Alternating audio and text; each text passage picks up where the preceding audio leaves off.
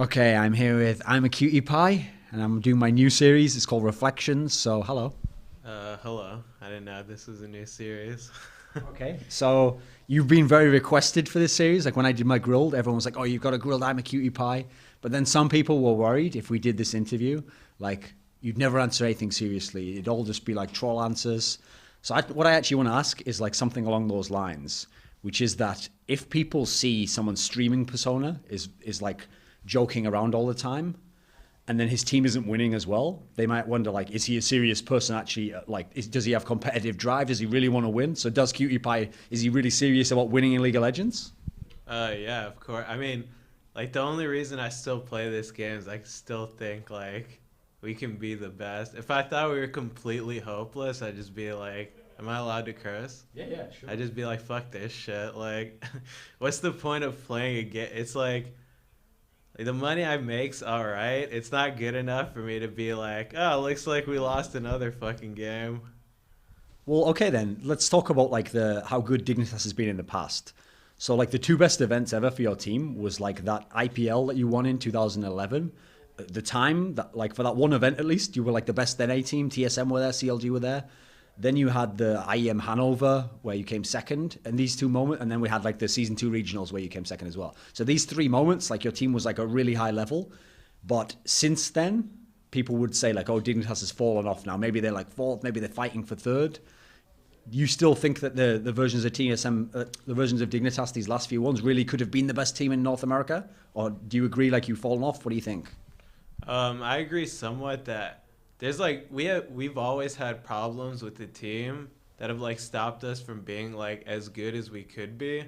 Like I honestly feel like the people we have, we could be the best. It's just our mentality is terrible, so it just like stops us from doing anything. So when you say your mentality, what are you thinking of? Like what aspect of mentality is holding you back? Just like mostly our drive, like we don't have drive. It's like let's play League of Legends. All right, done. Like we go to sleep tomorrow. Let's play some more League of Legends. It's like the most repetitive, meaningless practice and like everything. Okay, so this is something I want to ask you about because what's funny is usually if a team is like doesn't get along with each other and they fight a lot, people will always blame that as the reason why they're not succeeding. Okay, but with your team, it almost looks like the opposite problem. Like it seems like you all get along really well and you're all kind of laid back guys. You're not like Reginald or whatever. You're not like so in each other's faces. But as a result, your team isn't the team that's like always gunning for the top spot and it's like always fight. It seems like you always like cruise through the season and then you try and pick it up at the end. You try and peak at the end. It doesn't always work out. What do you think? Yeah, I mean, I agree completely. It's like at the beginning of this season, we're always just so chill. It's like, oh, look, we got to second, we got to third place. All right, we're doing excellent. Let's not change anything. And then at the end of the season, it's like, wait a minute.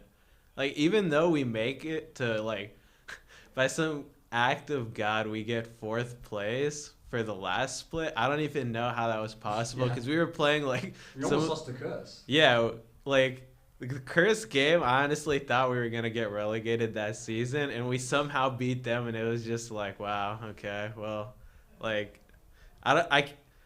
The problem is, it's sometimes like, man, are we just this bad, or is just NA this bad? Like, like we don't do anything special, but we can somehow manage to make it to like third or fourth place in most things. Like, it's just I don't know. Like it's always good to want more than that, but our problem is that we're just too friendly with each other. Like we do okay and we're like, "Hey, great work everyone. Let's wrap it up." And it's like, "No, wait, we need to actually do something with this." You made a comment as a joke in the past that like the NA meta is that we don't give a fuck about the meta. That was like the quote from I'm a Cutie Pie. But I think behind the joke, there's some truth there. I think that's probably that's kind of what you think about the NA meta, right? Yeah, I mean, when I say something, it's like half joking and half true. Like, no one in NA is like, let's revolutionize everything. Let's come up with the most brilliant counter strategies to like what everyone else is running. It's like, let's copy Korea and then let's hope we win. It's like, all right, well, we're not gonna beat Koreans if we just copy them. Okay, so on that topic, actually, that's something where maybe fans don't know this entirely, but the two best teams last season was Vulcan and Cloud9, and some of their members even openly say like, no, I watch Korea all the time. Like I take things from them, I try and like this, I model my game after this player here. So it sounds like there's some truth to that. Like a lot of them are heavily copying the Koreans. Are there people in NA who do it well?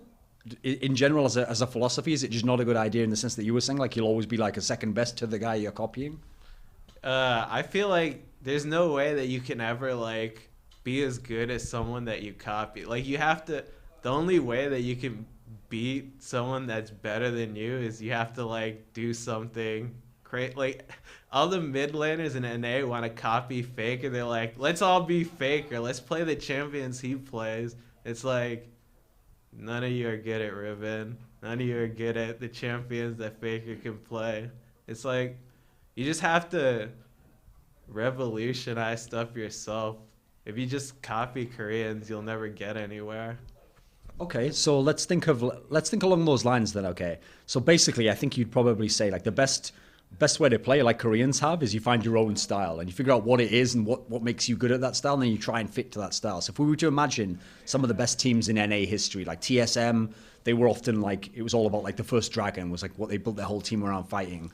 Let me think of some other teams. We have Cloud9 now. They have that one very specific style. Like they use the jungler as the main star of the team. These are all different styles. Is there an overall style NA could have that could be like unique to NA that would be its own style and really work? What do you think? I mean, it starts off with like the champ because the thing is everyone just wants to copy what everyone else is playing. It's like, how do we beat Tanks and Dr. Mundo? Let's pick Tanks and Dr. Mundo. They don't get Dr. Mundo. It's like, shit, what do we do now? Like, when Scarra was playing at his best, he played Karthus, Morgana, champions that did absolutely nothing but farm for 50 minutes. He comes out and pentakills them. It's like, well, all right. Like, the thing with Cloud9, they know the champions that fit their style. Like, Sneaky plays Ashe. He's a great Ashe. Ashe just throws ulti. If it hits someone, all right, the rest of the team kills them. Like, he doesn't try to just, like, carry. He just does his job and carries through that. Like, I don't know. It's just champion picks that help shape a team. So does that actually inform your your philosophy of how you play your game? Like when you're thinking of your own champion picks, you're not the guy who just looks at what is OP or what is the counter to the OP. You have your own like I want to play this one for this reason, or is that how you approach it? Yeah, like I fucking love Ezreal. I don't care about good matchups, bad matchups. I just pick Ezreal. Like Ezreal is a fun champion. I think he suits my style well because he's like he just does whatever the fuck he wants. He has an escape. He has a fuck ton of damage. It's just like, all right, great champion. Like I could just spam other champions, but I just feel so comfortable on Ezreal into like anything. So when I did a grilled with Scarra, he was telling me that actually you were, even though like different members of the team do shot calling at different points of the game, he was telling me you were actually doing a lot of the shot calling now in the team. Like, is this true? Like, how do you manage it from AD carry? Because other AD carries, like, I mean, Yellow Star used to be a shot caller from AD. He tells me it's like really hard because to tunnel on the farming at the same time as doing the shot calling, like, you know, you only got so much attention.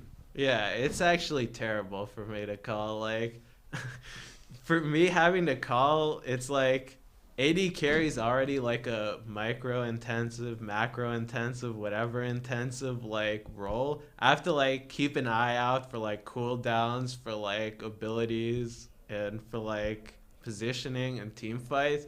And then I have to also tell everyone else what's going on. Like ideally, somewhat like the mid laner, the jungler, the support, someone that just has free time to do stuff makes the calls because AD carries such a vulnerable role. If you get hit with anything once, you're dead instantly. It's like, all right, that was fun. Like I don't want a shot call, but it's like something that is just had to happen. Okay, well, does it actually take enough away from your game that it's a problem for you individually? Because here's the thing I think of. Usually the AD carries who you wouldn't want to do shot calling are like the super mechanical ones. So the idea is they're really going to carry the game. Like you're going to let them just do everything on their own and then you let them, someone else will do the shot calling, someone else will ward for them, all of that stuff. Could you be that sort of a player if you were just like the star of Dignitas? Would it work? Hell no. I'm like I don't know how to phrase it, but I'm not mechanical. Like So what are you then? um, I don't know what I like. Even the AD carry position, I never meant to play AD carry. I just got stuck on the role, and it was like, well, I like Skara, so I guess I'll play this role. Okay. Like I hate the role. It's terrible. You farm and you do nothing the entire game. You have Dr. Mundo, 4,000 health doormail. He just beats on your ass until you die, and it's like, oh, that's great. Like the role is completely unrewarding. So, yeah. So in another life, if you could go back and pick another champion role, what would you have picked? You want to be the jungler? You want to be the mid lane? What would you ideally want to do if you just had no limits? I originally started off playing this game as a mid laner, and that's what I got recruited on Dignitas. Or no, I got recruited as top laner because he thought I could make the transition. But yeah, I'd ideally play mid laner. Like I always joke around with people that if I had been playing, because I've been playing this game for 3 years. Like if I had started off mid lane, I honestly think I could have been like a god of mid lane. I could have been like the faker of mid lane, but it's like I got AD carry, and that's just like that's not a role that like fits my style. Okay, so why would mid have fitted you? Do you think? Because mid is a role that impacts the entire game. Like mid, you can gank top, you can fuck with their jungler, you can gank bottom, you can like make all the calls for everyone. You have CC, you have damage, you pretty much have everything. So when before you said that a problem with Dignitas is that like your style of practice maybe isn't so serious. It's more like, okay, like you were saying, like play League of Legends, go to sleep tomorrow, play League of Legends, go to that's like basically that's like practicing Dignitas. It does NA as a region have problems with that? Because on one hand, okay, I hear that teams like Cloud9 are like really dedicated to practice. I even heard from the Vulcan players that if Cloud9 like mess up at level 1, they're like, okay, start the game again. Like we can't continue the scrim. We must do that right. So they sound super dedicated. But I've heard some of the other teams. I mean, we can obviously probably say someone like CLG. Like it doesn't sound like they're getting much out of their scrims if they can win every scrim and then in actual LCS just lose to anyone. Like how serious is scrimming in general in NA? To start out, the level 1 thing, every team, if they get wiped at level 1, just forfeits. Because that shit's a waste of time. Like, League of Legends, when you snowball at level 1, it's like, alright. Like, if you use your flash level 1, your ass is dead in lane. They're gonna, if it's bottom lane, if you flash as AD carry, Tarek's gonna flash on your ass, stun you, and just beat you to death because he does like 5,000 damage. So, like, if you get fucked level 1, no one tries to play it out, and that's also a problem. Like that's Well, then what happens when that happens in a match? yeah. If it happens in a real game, you're pretty much fucked in the real game because it's like, wait, we can't restart. What do we do? It like things like that is just a problem. No one wants to like play it out because they don't think there's a point to playing it out. Like if that happens in a real game, they just assume like we made a mistake, we deserve to lose. But like mistakes like that have happened in real games, and people have come back from it. It's not like an impossible deficit to come back from. It's just like you got to put in 2 times the work. Because when I interviewed ManCloud from Vulcan, well, XDG or whatever the fuck they're called now, he told me like that they only practice something like 3 other teams. Like they practice like Cloud9, TSM, and CLG, I think. So based on that, they don't ever practice against Dignitas. You don't practice Vulcan. Do you practice Cloud9? Why are these top teams not all practicing each other? We practice Cloud9 sometimes. Vulcan isn't even like scrimming right now. They're on vacation. TSM we don't play against. Why? We just have no reason to play against. What does that mean? They're one of the best teams. Yeah, but it's like, wait, like like Curse, we asked to scrim them. They're like, all right, let's set up the schedule. Sane comes back the same day. He's like, whoops, I forgot we were scrimming, and then the entire day's a waste. So it's like, when people fuck up scheduling enough, it's just like we just stop scrimming Curse too, because it's like, all right, I mean, it's fun wasting a day, but yeah, rather not do that. So we just play against like teams that we know will consistently give us time to play. Does that mean you end up playing challenger teams? No, we play against I can't even remember the teams in LCS. We play Velocity. CLG, Coast. I actually think Coast is decent. Velocity, or we played a game versus Velocity, and And yeah, that's good practice. it's something. And then we play against Challenger teams.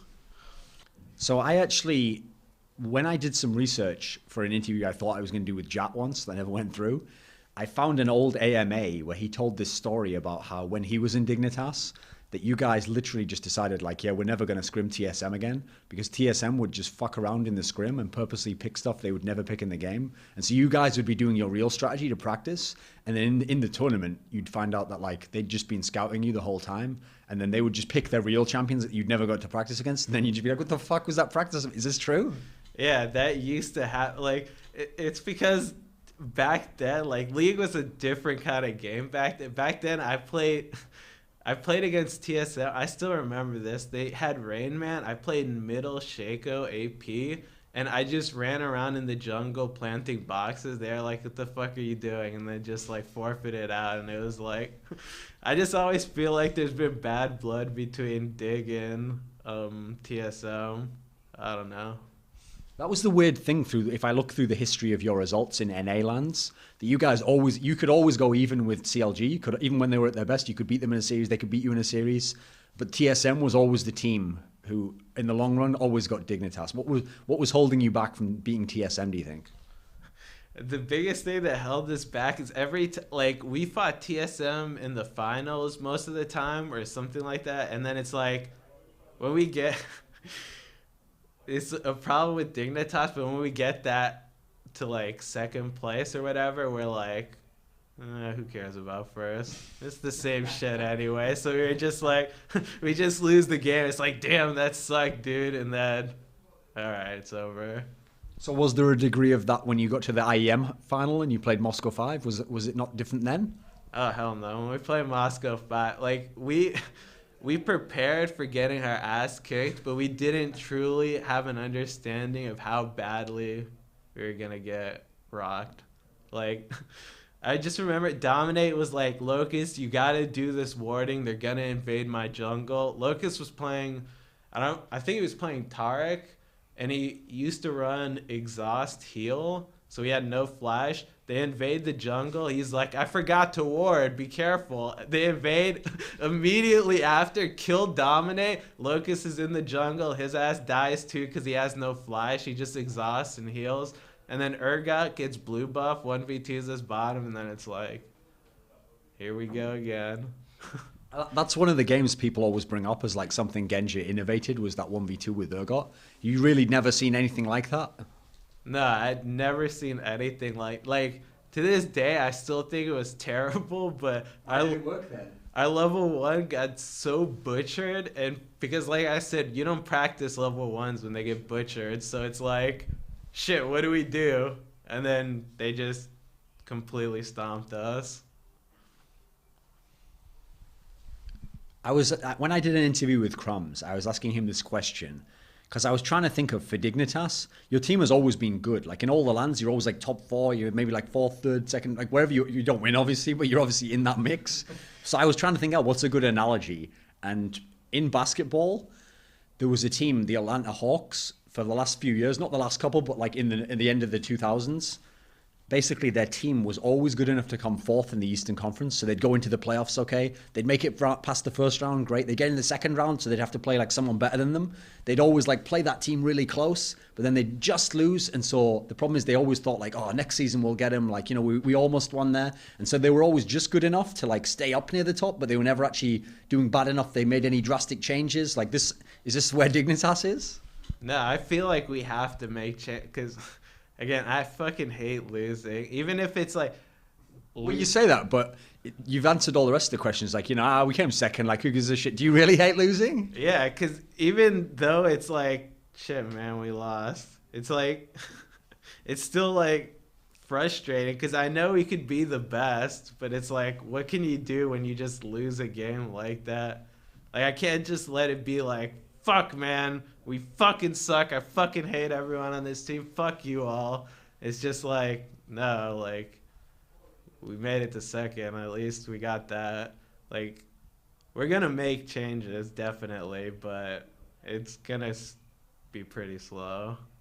Because another thing, when I was trying to think of what Dignitas could have done differently, even bringing in other players, it's hard to know who you could bring in, because I think of the other NA players, and like I described before, a lot of them have like very contentious personalities, and so maybe they're really good, but maybe they argue a lot with teammates if they're losing or something. Whereas your group has always seemed pretty tight knit, like you all get along with each other, you all understand each other.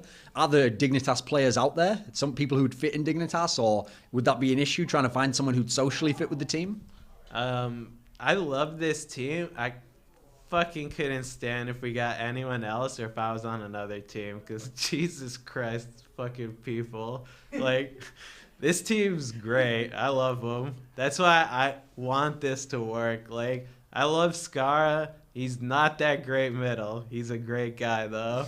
Like, he just needs to find the champion. Like, I don't want to say potential because that's such a useless phrase, but it's like he has untapped power that we just have to like channel in Skara and he'll be a god.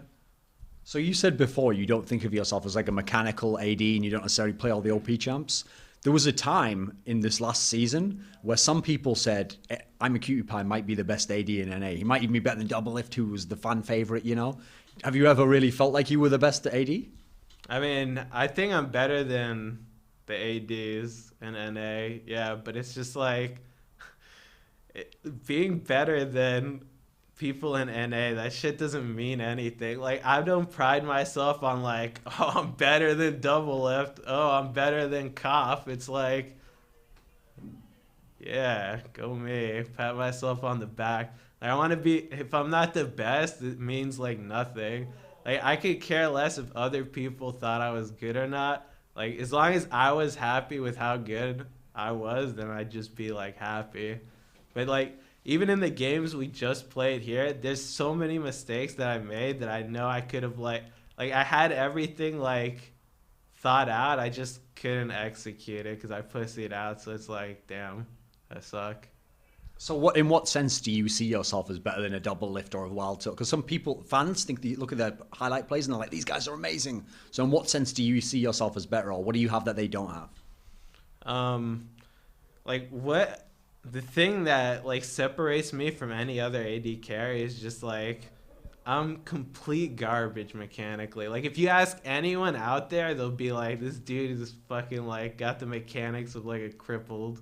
Like I don't know how to control a mouse and keyboard, but just like I can actually like think, like using your brain in NA is like a pretty big talent, and I can like think out what most things will happen, and it's just like if I can just play it out before they even know what they're doing, like the mechanics don't matter because I already am one step ahead of them.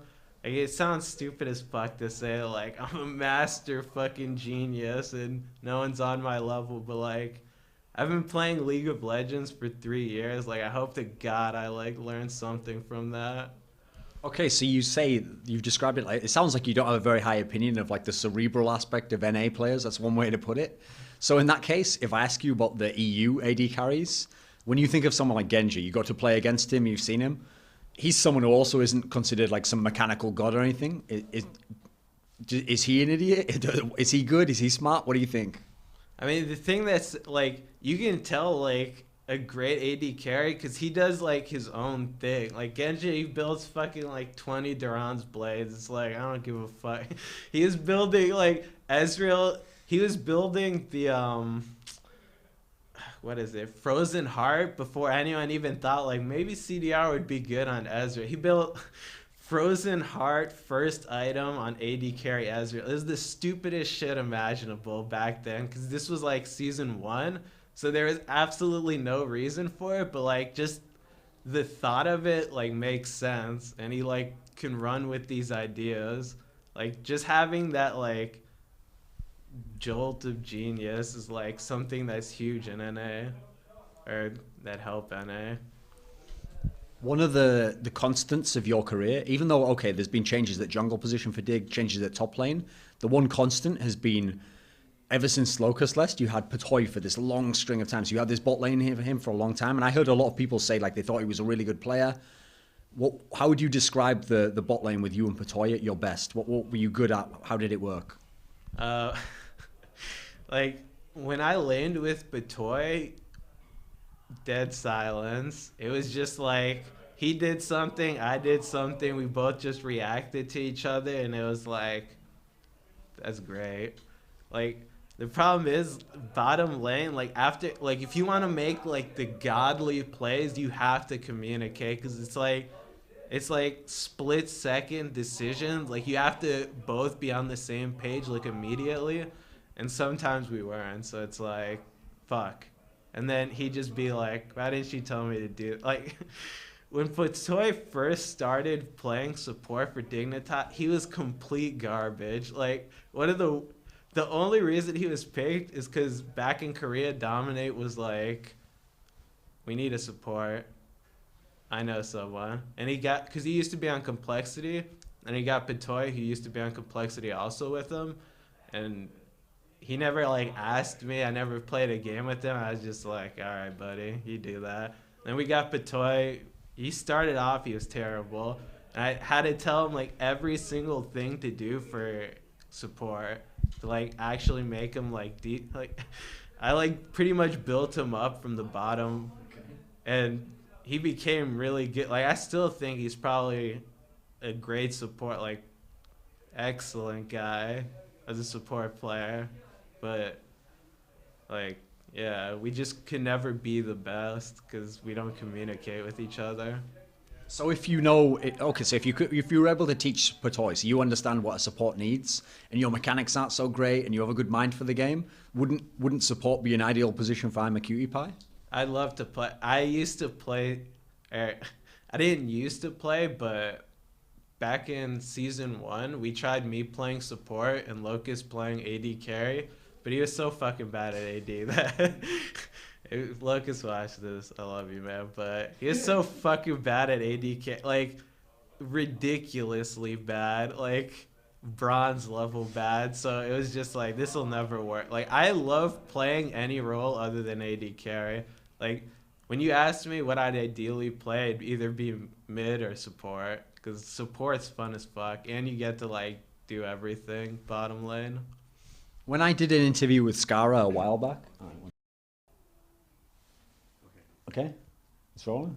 Okay, so when I did an interview with Skara a while back, and I asked him about the time that you guys went to Korea for that season for OGN, he made it sound like you guys at least thought you'd be decent, and then you arrived, and basically you just got owned by everyone, and so for so long that like you just felt like you never won a game. Like, was it really like this for you? What expectations did you have when you were going there, and how different was it? I mean, when we went there, I played solo queue. This is back when like Elo had a number to it. So I got to like 2000 Elo. I was like pretty high up. I was like top 200. And then Locust got to 1300 Elo. Playing the same amount of games. In Korea? Yeah.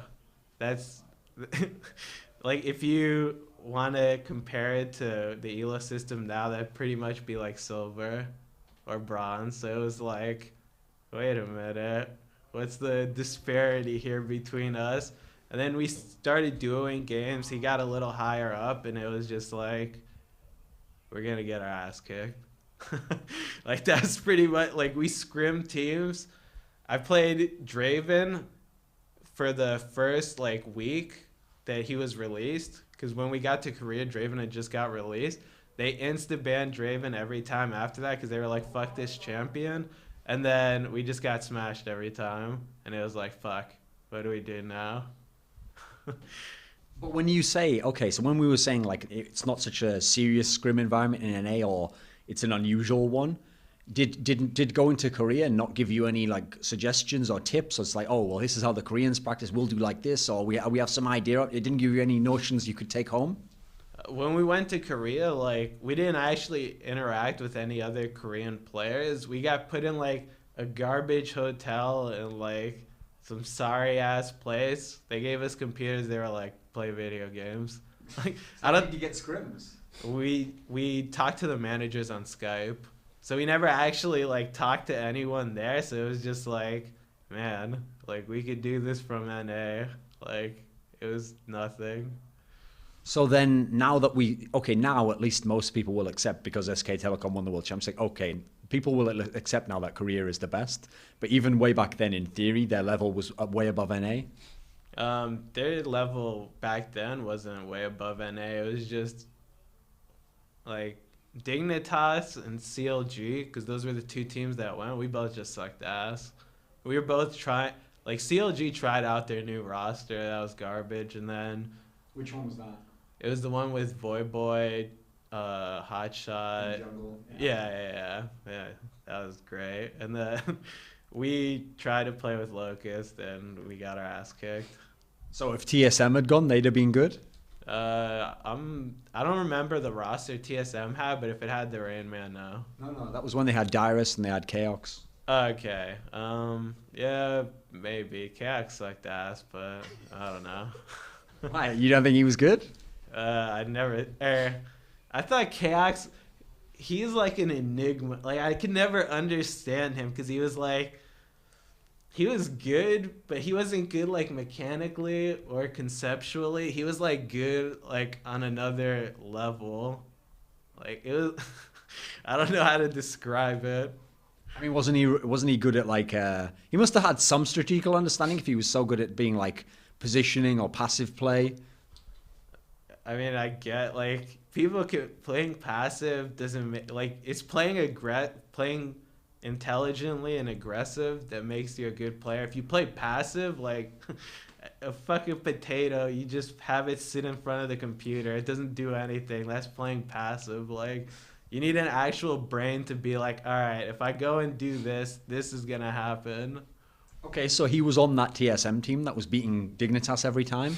So if he's like this, like you described, then how was his TSM so amazing? Everyone else was carrying. What's the idea here?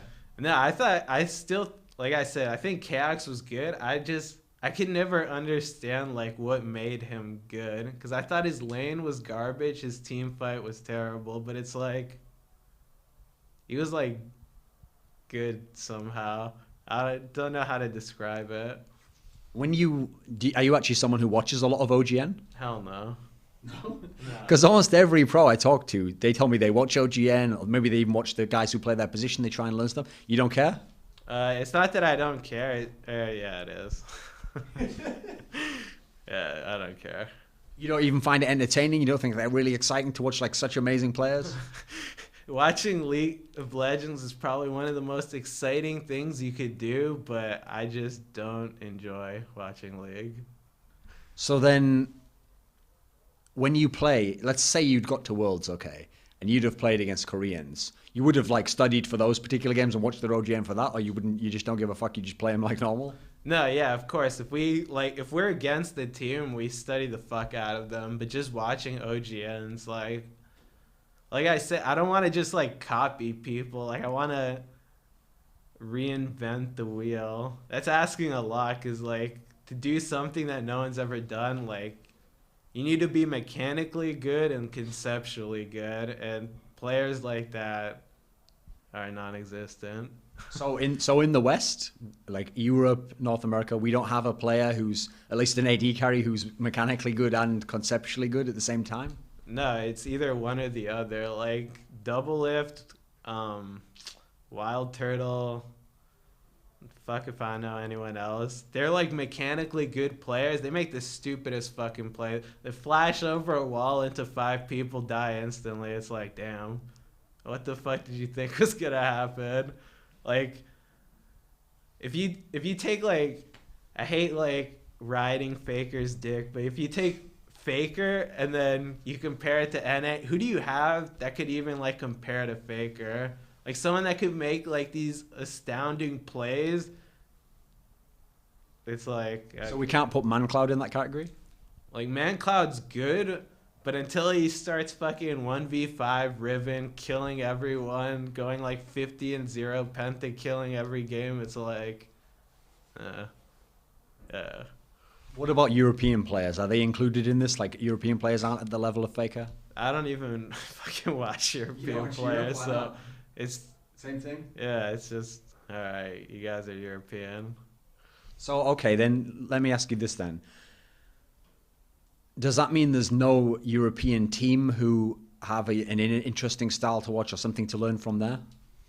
Like the problem again is that there's no like if I want interesting styles, I'd of course watch like Korean games or Chinese games because they like try to come up with like dumb shit. Like Messiah plays Scion middle. I think Scion's fucking hilarious. I love watching that. Like I watch games like that because it's like, what could you possibly have been thinking that Scion was a good pick? Like when I watch other games, it's like, wow, they picked Doctor Mundo and Shyvana. Who saw that one coming? And then they just play the game out. Dr. Mundo becomes a fucking like 5,000 health tank, and it's like, wow, I learned a lot. Okay, so here's the thing I'm having a trouble thinking of here. So if I'm a Cutie Pie, individually is going to improve, and Dignitas as a team are going to improve, but you don't really watch OGN, you don't watch Europe, you don't really even think copying people's good, then where are these ideas going to come from? You just like sit there and meditate, and the universe strikes you with the lightning. Like, where are the ideas to improve going to come from? Like when I used to think like I was a god back in season 1. That's when the like holy trinity of AD carry, like I I don't want to say I like invented the holy trinity, but it was like those were the champions that I just like spammed the fuck out of, and then it was like, shit, man, how do we beat these champions? And then everyone else started playing them, so it's like I just the rest of my team watches OGN, so they learn from that shit. But I just think like if I can just like figure out like what I want to do with AD carry, because man, I fucking hate AD carry. I'd rather play like double AP bottom or like bruiser bottom or something like that. Like I think that stuff's good. It's just like I'm not yet good enough of a player to pull it off. Like I practice brand bottom a lot. I'm nowhere near good enough on brand to actually like bring him out in a meaningful like game. So with the season 4 changes, and in theory maybe supports because they can get more items, maybe they can do more damage. If Kiwi Kid gets good enough at support, could you potentially not have to be an AD champion there, play other champs? Yeah, because Kiwi used to actually be a mid laner, so he knows the champions that are getting played right now. Because the supports are like Zillion, who's a mid laner, Annie, who's a mid laner. I can't think of other supports, but they're all like high damage carries. You made these comments about the ex-EG players who are now going to be in Velocity, that they were like the 3 rejects. And to some degree, it's obviously true because Wicked and Froggen were the stars of that team. You were obviously half joking when you said if they make it into LCS, then like LCS NA must be fucking terrible. But these players, like you're saying, you were saying before, like you don't necessarily have to be mechanically super good to be really good. In theory, they're like veteran players. Can't they just be good without mechanics? Can't their team be good without that? Yeah, because that's the thing. Like, I don't want to say knowledge is power, but if you know more, like being put in scenarios, you start to like learn all of them, knowing more than what your opponent knows. Like, you see like Faker or someone else get into like a fight, they live with like 1 health. It's like, how the fuck did he do that? Because he's been put in those scenarios before. Like, he knows what to do. Like, players at bronze, when they get put in like, if they get ganked, they're just like, fuck, I'm dead. They don't try to like think like, oh, maybe I could make it out. Maybe I could do something to like get myself out of this. It's just like, oh, I'm dead. I'm just gonna AFK. Like, better players are like, you play against the same champion so much, you know exactly what's gonna happen and how it exactly is gonna play out. So you just have to like go back to that knowledge and use it. So Hotshot GG made these comments that like in solo queue in NA, everyone just trolls and no one's serious and everyone just fucks around, and that's what he claims is like holding the scene back, and that's why there isn't new talent coming up. Is this true? I mean, the reason there's no new talent is it's just like no one's like, yeah, they're just not learning enough from solo queue. Like solo queue is like school. You go there, you learn what you need to learn, and you try to apply it to real games. But everyone in solo queue is like, I'm a fucking retard. I'm gonna go flash in the base and start like auto attacking turrets, just die. And it's like, wow, you learned a lot right there. Like you have to use solo queue to better yourself, or you're never gonna get like anywhere. So one of the things that people who are a fan of yours like is obviously your persona and your personality. But actually, as far as I understand from looking at this interview that there recently was with your girlfriend, it sounds like you actually weren't even that much into streaming in the early days, and you had to kind of be convinced to do it. Why naturally? It sounds like you're a guy who naturally should stream. Like you have a good personality, for people will be entertained. Why weren't you on it like back in the days when like CLG and TSM were building their brands? Why weren't you all over that? Back then, I was just like, I don't really fucking care. Like, like she'd always tell me like you should stream. I'd be like, no, I shouldn't. But then it's like, I want fucking money. That's pretty much it. Like, I want fucking money. All right, let's stream. So we mentioned Chaos before, okay? Chaos is someone where when he was kicked from TSM, initially he told everyone he was going to retire from competitive play. We know he tried to come back, but it hasn't necessarily worked out yet. But in theory, because he was a big streaming personality, he also thought, oh, I could just be a streamer now. I could just make my living doing that. If for some reason tomorrow, hypothetical here, Imaqtpie can't play in LCS anymore, would you keep playing League of Legends? Would you just try and be a pro streamer? No, because I don't actually get enjoyment from just being a streamer. Like, I like talking to my fan. The thing is, I don't even talk to my fans because the chat's just filled with stupid ass spam. Like, no copy pastorino. It's like, what do I even fucking say to that? Like, I probably wouldn't keep streaming if I didn't play League of Legends competitively. Like, the thing is, like, when I was a kid, all I used to do was play video games for like 12 hours straight. I fucking love playing video games, but it's because like I played with my brother and we used to just like play competitively with one another. We play like Tekken fighting games, we'd play shooting games like SOCOM, we'd play, I don't even remember all the games we'd play, and it'd be like it's always a competition. That's what makes games fun. Like if it's no competition, it's like you get to a point and it's like, what do I do now? One of the clips that is like quite famous of yours is this one where you're kind of joking and telling people how that, you're going to make it into Diamond eventually, guys. You're made for this, like Zach, the champion you play. It's a really good quote, okay. But actually there's a degree to which I think a lot of fans, that's part of why they play and why they watch. In the back of their mind, they dream and they think like, oh, one day I'm going to be in Diamond, I'm going to be a pro or whatever. But when they released those stats from Riot of where everyone was, I think like 90% of players were in bronze or silver. Like, what do you think about this mentality? Do fans really believe, do they really think that they could be pros?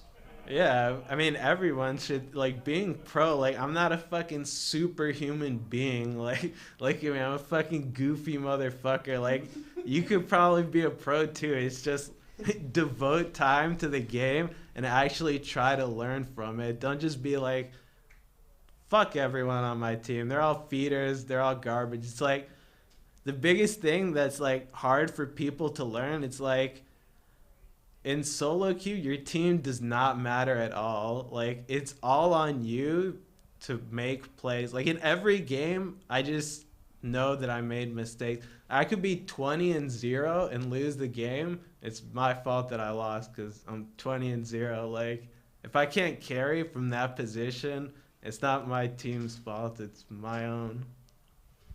From playing so much League of Legends and thinking about the game and trying to like figure out like how the game should be played, have you learned anything from League of Legends that's like wisdom that can apply to real life? Hell no. I don't learn shit from this game. Like, if you put me in the real world right now, I'd be completely fucked. I'd die in like a day. Okay, so for my last question, I always like to do a hypothetical, okay? And it's usually like it has the same plot every time. Usually aliens come to Earth and then they kill everyone who's the teammates of the guy's team, and then he has to usually like maybe he puts Koreans in there or he puts other NA players. I have a different take for you, okay? Because I have to do like the cutie pie version. So this is the real version. Aliens come to Earth and they kill SK Telecom 1 right after they won the World Championship. And instead, what they say is, what we're going to do instead is you have to rebuild SK Telecom 1 using only NA players who could play each of the positions. Like that guy could be like Faker mid, and this guy could be like Piglet AD. Which NA players would be the closest match and why? That is a good question. Let's start off with jungle, I guess. I put Meteos there because He's a good jungler. And then let's see, huh? You know, that's a good question. Top lane, I guess. Balls would go there. That guy plays a mean rumble, and then AD carry and support probably. I mean, you'd have to take like a duo because they need synergy. So like,